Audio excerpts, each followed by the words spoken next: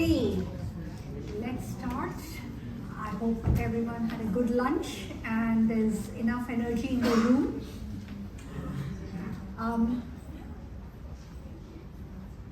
we're now moving on to Australia now and trying to understand what's happening in the lubricants market in that country and its unique synergy with Asia. I'd like to invite Tim Seeber, Managing Director and Founder of ILD Holdings. Tim has more than 3 decades of leadership experience across lubricants and heavy-duty B2B industrial markets. And as Managing Director and Founder of ILD, he's built one of Australia's most significant and leading independent lubricant supply platforms. So Tim, thank you. You've got a hard task ahead, not just explaining about Australia, but making sure there's enough energy in the room after a very good lunch. I'll do my best, thank you. Thank you. Thank you everyone. I know this is not the best time slot, but that means if I do a bad job, you won't remember it. I've been asked to talk broadly about why Australia matters and the Australian lubricants industry matters to Asia. So I want to frame this around Australia being more than just a case study, but around it being more of a market that is structurally fragmented, highly demanding industrial sector with demanding end users, and a policy framework that's been set around developing and I think leading the circular economy. In other words, Australia is not just a destination for finished lubricants, it's a market shaper in some respects. I'll keep coming back to one theme and I'll keep coming back to the number 3 in this presentation, so you may pick up on that.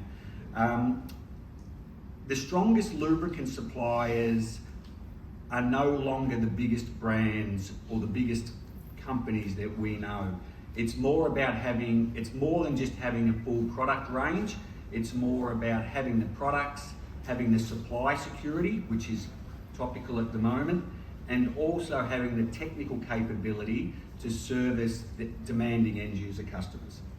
And also being able to keep abreast of the regulatory change that's coming down the line globally around environmental compliance.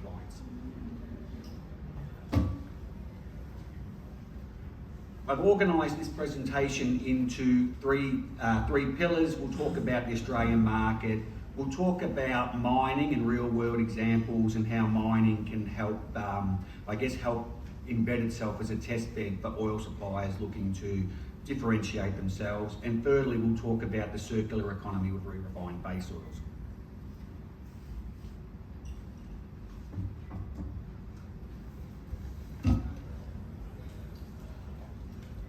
Australia's lubricant market is best understood as a 3-layer structure. At the top, you have the multinational core players with global brands, approvals and scale. Then you have a strong group of domestic blenders or domestic suppliers. And then thirdly, we have a base of strong and valuable independent suppliers, whether they be local blenders or independent importers. We have that group participating in our markets. Specialists include companies that supply OEM fluids, imported niche products and private label offerings. That matters because it creates a market where no single strategy wins everywhere.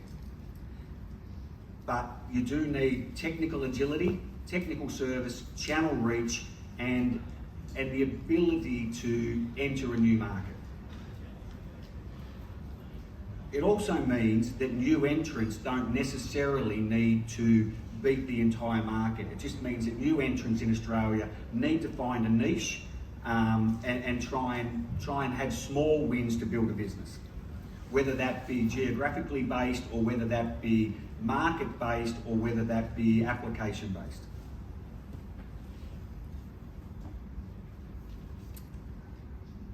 The market in Australia is large. I'm not sure if everybody is aware, but I think it's one of the largest global lubricant markets and certainly one of the larger lubricant markets in Asia. The key point of this slide is that whilst the top 4 brands control 40% of the market, it means that there's a significant dollar value or volume of oil that's available to other participants. There was a study done in Australia by one of the oil companies a number of years ago, and at that time they said there was more than 100 brands of oil active in Australia. I think now that number has grown, and we could be anywhere 110, 120 different brands of oil competing in the market space in Australia. So it's not really a winner-takes-all market. It's a market where new entrants have an opportunity to gain market share, but it's also a market where some brands have been participating in Australia for over 100 years, and the top 4 of them still only control around 40% of it. So, you know, it's not a market where one brand is going to dominate. For new suppliers or new brands, this is an opportunity as well, because there is room within Australia for new brands to carve out some market share.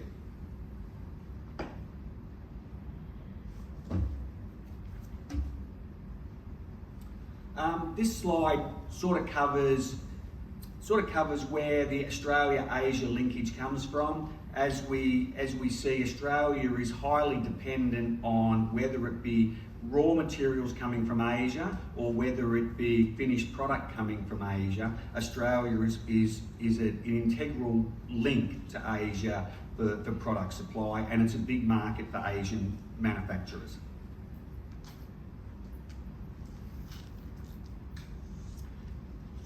The other part of this, which is probably to show the changing face of the lubricants market outside of the industrials, to talk about the automotive sector, is that Toyota has been the top selling brand of automobile in Australia for the last 23 years, but this year Chinese OEMs will overtake Toyota as the number one selling brand in Australia. That alone brings a whole lot of change of the types of products that need to come into this market, as well as the slower progression of EVs. We see within most of Asia that the EV progression is moving rapidly. The geography in Australia means that the progression to EVs is moving a lot slower, but predominantly it's still an ICE market with most likely in the future the hybrid model will win in Australia due to the geography and just the charging infrastructure that's required around fully electric vehicles. So that sort of digresses a little bit to talk more about why there's such a breadth of products and product offerings, and whilst there's such a breadth of suppliers of products in here, just because of the sheer number of products that are needed in this market.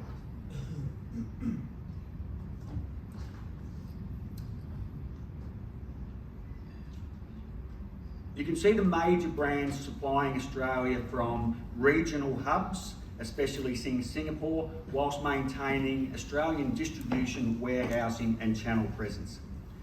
For many suppliers, the winning model is not simply exporting product, it's combining offshore blending scale with onshore inventory, logistics and customer-facing capability, and in a lot of respects, tied distribution. The size of Australia means that customers want access to warehouses in and near where they operate, and whilst that might sound simple to do, in a country the size of Australia with the population, it is simply not possible for any one supplier to have their product within what we call that last mile destination of the customer. So tied distribution plays a big role in getting product out, but as too does regional hubs for blending, as well as local warehousing, local distribution, and in some respects, some of the major brands are bringing bulk product in and packing down in Australia and then distributing out. The hybrid regional model is probably one of the reasons why Australia offers some useful lessons for the rest of Asia about how you can use the scale of a major blending and filling facility, but then use, I guess, a spoken hub approach to how you get the product out to your customers.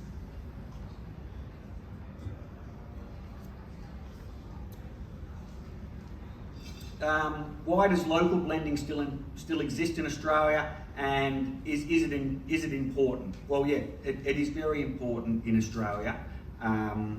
It's not. We've seen a reduction in blending in Australia, but we have not seen local blending completely extinguished or expired. There's certainly a role for local blenders in Australia, and you know, we've seen some blenders are now investing in capacity, whilst we've seen some blenders exit the market, but there's still an opportunity for local blending.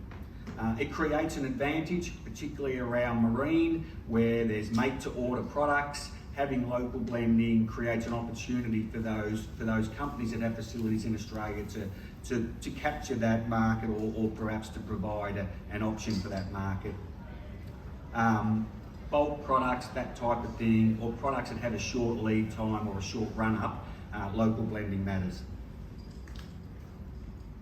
It also provides customers with supply security. There's I guess a feeling within Australia that if you're relying on Asian blending to service a mine site in remote Western Australia or remote Queensland, then you're creating a long supply tail, and you're putting your supply security at risk. So a lot of customers prefer to deal with local blenders as opposed to deal with importers.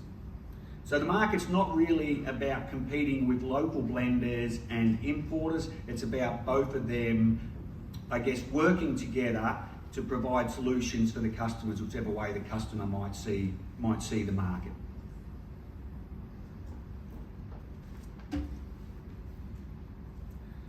Imports are rising, but domestic blending still matters.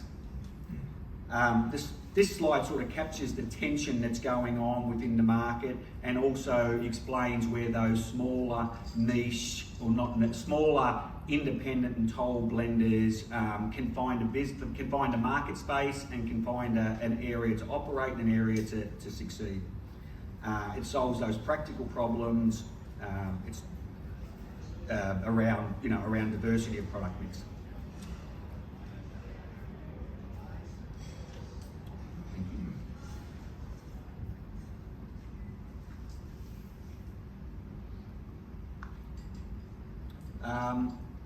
I think I covered a lot about the locally blended versus imported model. What we see coming into that sometimes is the financial model about lower cost blending opportunities in Asia versus the capability and comfort of blending locally in Australia, where it may be slightly higher cost potentially to import raw materials and blend, versus having the scale of blending in Asia and importing into Australia.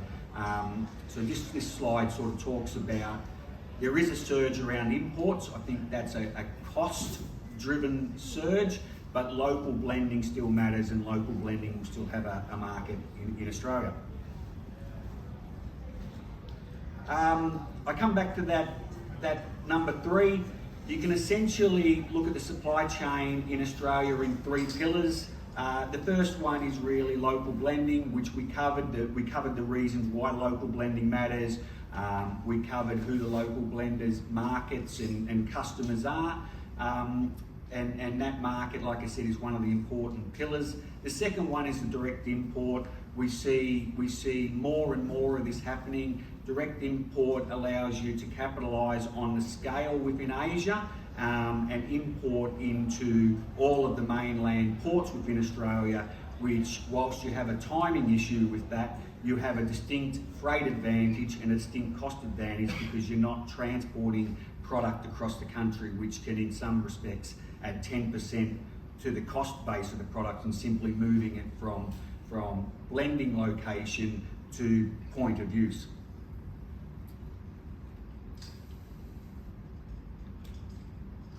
And the third one is the hybrid model, and we see this starting to become more and more, I guess, taken advantage of by a number of the brands in Australia, where they will use large Asian blending facilities to source the majority of their product, whether that be specialty products or whether that be high volume products, and then they'll support that with local blending or toll blending of whether that be high run hydraulic oils or specialty marine grades. So we see that hybrid model also, it's not only growing, but we're seeing it being an important part of the Australian market, along with the direct import and the local manufacturer.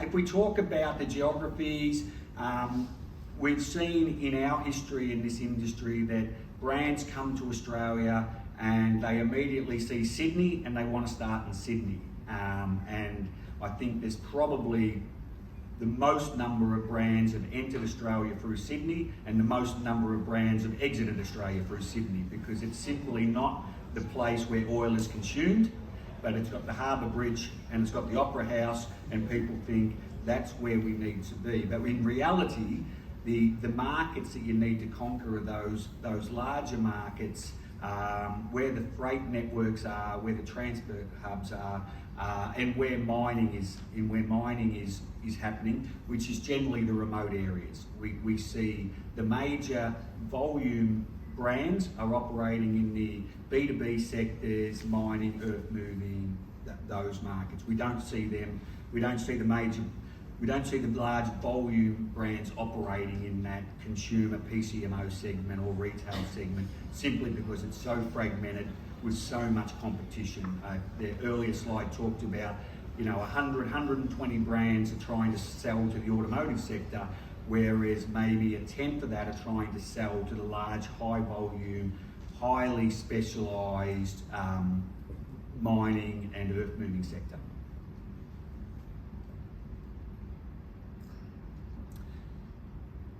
The mining demand is something that I'll talk about as we progress through this, but why I keep coming back to this is that the brands that can establish themselves as suppliers to the mining industry tend to be the brands that make the easiest transition into transport and then into consumer PCO, because that's the mining industry tends to be a proving ground for brands. They can gain, I guess, their reputation for product performance. They can get their reputation for in full on-time supply, their technical service, their supply strength, and then they can transition into other markets. It's much more difficult going from supplying oil to retail outlets and then trying to supply oil to remote mine sites that have a completely different set of demands and requirements. Mining kind of raises the bar as to what's required to be successful in Australia.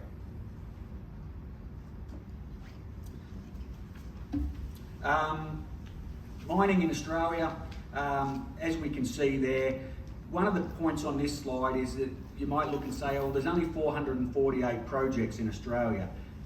Each of those projects would possibly have in between 2 and 5 operating mines, and there would be equally the same number of projects that are in construction, in development, and in certain stages of maybe not production, but they're moving dirt, and if you're moving dirt around, you're consuming oil. So whilst that number says 448, it's slightly misleading to the sheer number of potential opportunities to supply product to.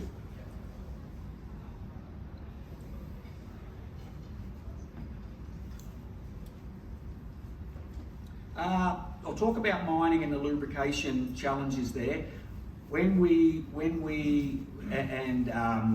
the competitive companies sell lubricants into the mining space, it's not simply a matter of here's a price for the oil and we will deliver it to you. There is significantly more required to that, and the mining industry, particularly in Australia, is one of the most sophisticated buyers anywhere in the world. The mining companies employ hundreds, if not thousands, of reliability engineers, mechanical engineers, and people that are not only analysing component life, wear rates, oil condition, but they're also looking at oil on a really micro level to make sure the products are working. Lubricants in mining have to deal with contamination. They have to deal with heat, shock loading, long operating hours.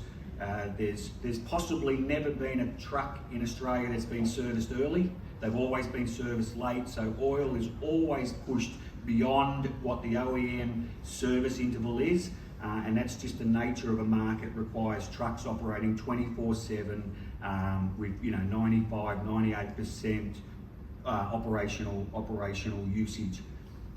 Contamination prone environment. Mining, whether in any part of Australia, it will always have heat, it will always have dust, and it will always have water.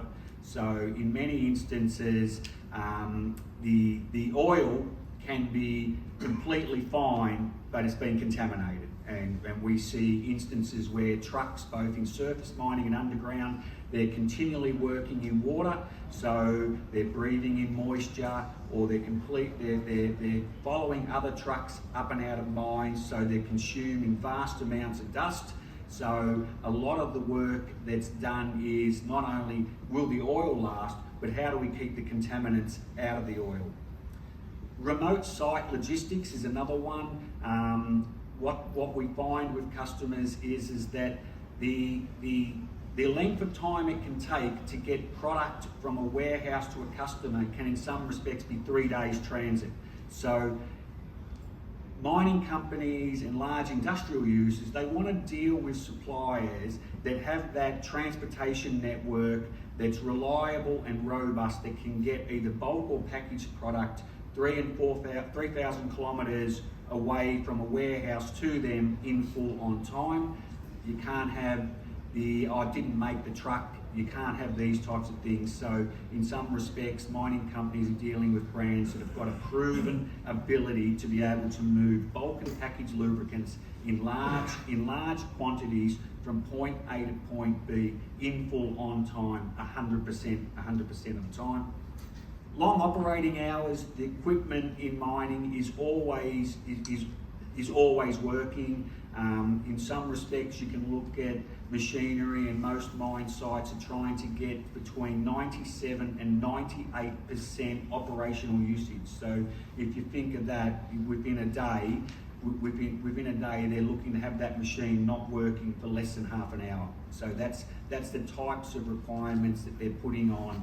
They're putting on the lubricant to make sure the lubricant is not leading to forced shutdowns or forced breakdowns of machinery. Cost operating pressure, it's a big one. Obviously the biggest users in mining are facing increased costs for lubricant, particularly in this market now. But cost of lubricant is not the overriding factor here. It's the cost of the supply chain, it's the cost of getting emergency stock there, it's the cost of the technical support. That's where it's more than just price of oil. It's price of supply. Application complexity within mining in the major transport sectors. We have the US OEMs. We have now a large range of Chinese OEMs operating in this space, as well as we have a lot of the European OEMs. So supply or product mix within this is diverse. We have everything covering from Japanese specifications to European specifications to US specifications. And whilst every company or every blender will have a product to meet each application, sometimes too many products creates just as many issues as not having the product. So the ability to rationalise products that you supply to customers is a key license to operate in that sector.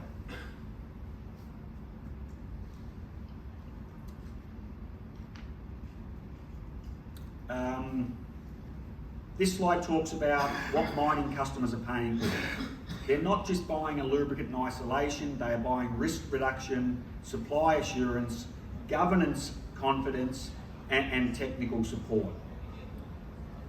This is why the winning suppliers in this market tend to be able to do all of these things. You know, most mining companies now, they can get product from any range of suppliers, but they need suppliers that can do that, as well as they want to deal with ISO certified suppliers. They don't just want the manufacturing of the product to be ISO certified. That's a given. Basically, every blender that I know is ISO certified for manufacturing, but how many suppliers are certified ISO for the supply, distribution, technical support, account management? That's what a lot of the mining companies now are saying. That's fine that the product meets a specification, but you as my supplier, are you equipped to meet my needs, and can you do that day in, day out for the term of the contract? So that's why it's not only just the major brands that win in mining, it's the brands and the distributors that are prepared to invest money in developing systems to ensure that they're providing everything that the customer wants. Some of these companies, BHP, Rio Tinto, they're some of the largest companies in the world, and they're only going to deal with suppliers that are ISO certified, are carbon neutral, have a proven track record in supply, have a long history of products performing and doing exactly what they said they would do. I just noticed my time, so I'm going to skip along a bit. I talk a lot about what the companies are looking for. Contamination control is really a large one. Root cause analysis. There will always be equipment failures on mine sites. And there will always be OEMs that deny warranty for equipment failures. So lubricant companies play an important role in not only just defending their lubricant, but in helping mining companies get their warranty when the failure is not attributed to lubrication and is not attributed to the operation of the machine, but is simply a manufacturing defect. So lubricant companies play an important role in supporting their customers in that instance. Technical services, our company particularly, we spend a lot of time with our customers going through things like lubricant selection and optimization, providing data back to the customer around how they are using the lubricant. Not how the lubricant is performing, but how is the customer using the lubricant? Is the customer overusing it, underusing it? Is the customer mixing the wrong oils? Is the customer contaminating the lubricant? That type of information is really valuable to the customer, because the customer tends to be looking only at the machine and how the machine's operating, whereas as an oil supplier we tend to focus on what are you doing to our oil in operation. Training and continuous improvement is another one. The mining industry is quite transient, so having the ability to have technical people on site and training in the use and housekeeping of oils is vitally important. The final part, the sustainability and the re-refined and circular economy situation in Australia.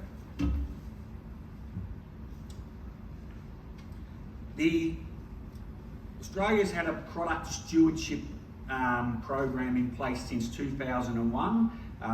In locally it's called a waste oil levy, but the technical term is a product stewardship levy. This was developed to, I guess, from an environmental point of view, but also to foster investment in the circular economy.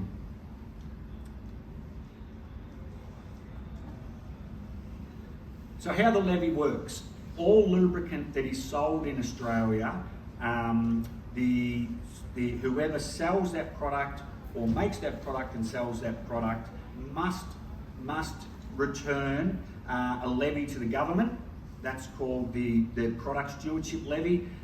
Currently that's running at 14 Australian cents per litre.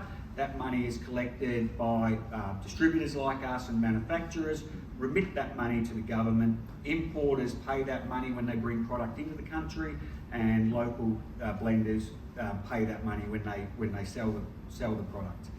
That money then goes into a bucket, and that's used to support and help foster re-refining in Australia.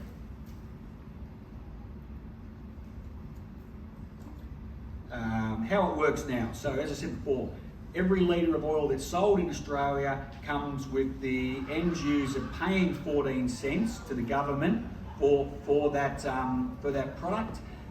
That money is then held by the government, and re-refiners of collectors of waste oil and re-refiners of waste oil that can value add to that product and create a usable second life in that can then apply to the government for those differing amounts. And so it's up to 50 cents Australian now, so around 40 cents. Around 40 US cents a litre is available to somebody that re-refines a litre of oil in Australia. So they get that from the government to assist with their investment in running their plant, and then they are free to sell that product to whoever. So if you look at it from the outside in, that there's certainly, the government is certainly supporting investment in re-refining in Australia. I think at last count, around half of the oil that's sold in Australia was collected and re-refined. We have around 6 re-refining facilities in Australia, in different parts of Australia. Generally, none of these are located in metropolitan cities. They're generally operated in regional areas close to where bulk lubricants are used, so close to mining centres or close to where the majority of lubricant is used. And this industry, I think, is, from what I understand, is growing because the volume of oil being consumed in Australia is growing. So obviously there's opportunity there for further waste oil collection and re-refining. 320 million litres a year last year was collected and re-refined. Essentially the part I missed before was the aggregate sum of that is that what the government collected in levies from customers buying oil was almost dollar for dollar equal to what the government paid out to re-refiners who produced a product that could be re-refined, could be used and could be on-sold. So in a lot of respects we're seeing that economy is working quite well. That's the slide there. I thought I'd done it earlier. So around about $80 million paid out and around about $80-something million collected. So I guess from an environmental and legislation point of view in Australia, we can see that this circular economy is working, and it's just now an opportunity for more waste oil to be collected and re-refined as opposed to being burned, which is typically what's happening with the other 320 million litres. Southern Oil, one of the larger refiners in Australia, they published and said that if we could collect most of the other 320 million litres, we'd offset 1 million tonnes of greenhouse gas a year. So there's a significant prize in that for Australia from an environmental point of view if suppliers and distributors can foster collection of waste oil. I'm just going to summarise now. So the 3 pillars I talked about, I guess, the Australian lubricants landscape, talked about how mining matters in Australia and why we see that brands that enter Australia and try to sell into one of the most difficult and complex markets are typically the brands that have the greatest success when they transition into other markets and other areas. We don't see technical compliance, we don't see supply risk as a barrier to entry, we see it as an opportunity for entry if you can get it right. Sorry, I rushed through the end of that a bit, but thank you very much.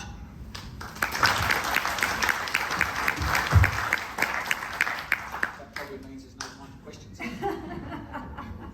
Yes, unfortunately, but thank you so much, Tim, for this very comprehensive view on how the Australian market is structured. I have 50 questions. I'm going to grab you during the networking break, and for the others in the audience as well, please do reach out to Tim. Thank you so much.